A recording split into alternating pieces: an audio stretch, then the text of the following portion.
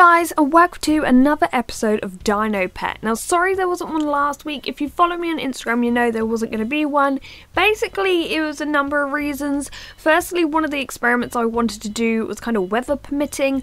We had terrible weather pretty much throughout the week, so the DinoPet wasn't really glowing that much. And then the lens I used for my camera broke, so I've been waiting for a replacement and it's finally here. However, this week I was able to do a few more experiments with the DinoPet, and I also ventured out a few different places to make this video a little bit more interesting. And this beach setting right now, this will come back into this video slightly later on, so just wait for that one. Now first of all, I am going to answer one of the many questions you guys asked me in the last video. And that is, do they sell them in other forms? Now I'm guessing you mean do they sell different tank shapes? And they actually do. If you go on the biopop.com website, they sell a Dinosphere, and they also sell something called In Bloom, which is a cube shaped tank that's a little vase on top, so you can like put a little flower in there, so that's quite nice. However, you can also store the dinos in many other things, like I have some in a test tube.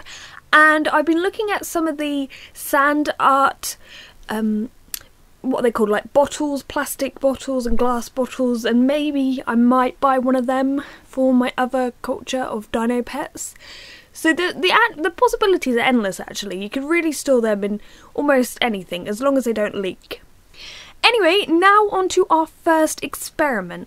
So someone suggested putting the tank on some aluminium foil or making a little reflector of some sort so the light will reflect and it'll look even brighter. Well, I tried this in two different ways. So firstly, I got a glass bowl, put the foil underneath it and tipped the dinos into the bowl. For some reason though, I was filming with the light on. However, you can actually still see the glow, which is kind of cool, even in like quite bright light. Then I tried it with the light off, and it still glowed, but I'm not sure really whether the foil made any difference to the light underneath. So that gave me another idea.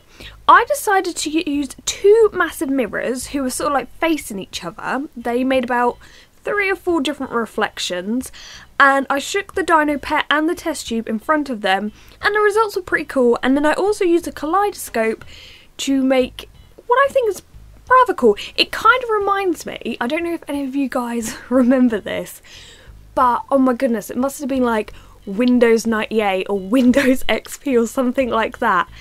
And when you'd be listening to music, there were different settings that you could listen to the music through, so it could be like every time there's a beat the light gets brighter or it's different colours. I don't know if I'm making sense, but you might get it after you watch this.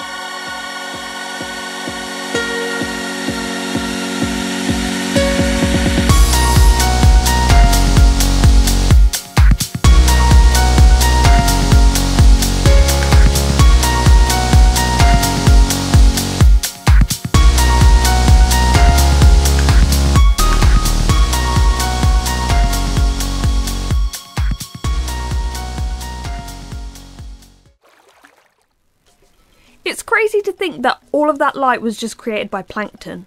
Like, mind blown. Now on to another question I was asked. It was, can dinos live in an aquarium?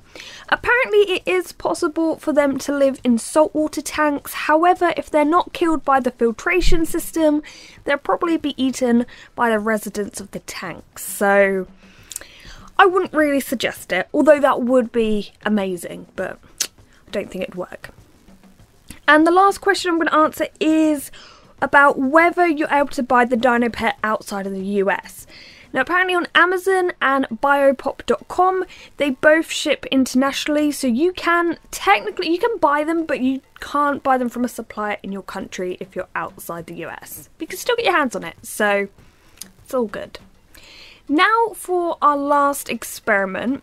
I went to the beach, and after a rather stormy day we had like just the best sunset, and I wanted to capture the sunset through the DinoPet because on the DinoPet box they kind of did it and the image is upside down. I thought this would be so cool.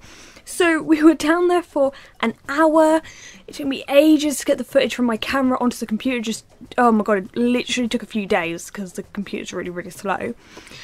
I'm not really sure if I was successful at it, to be honest. I got a little distracted by the sunset by the end of it. I was just like, the DinoPet's in the way now. But, you know, taking the DinoPet back to, you know, its home, the sea, was pretty cool.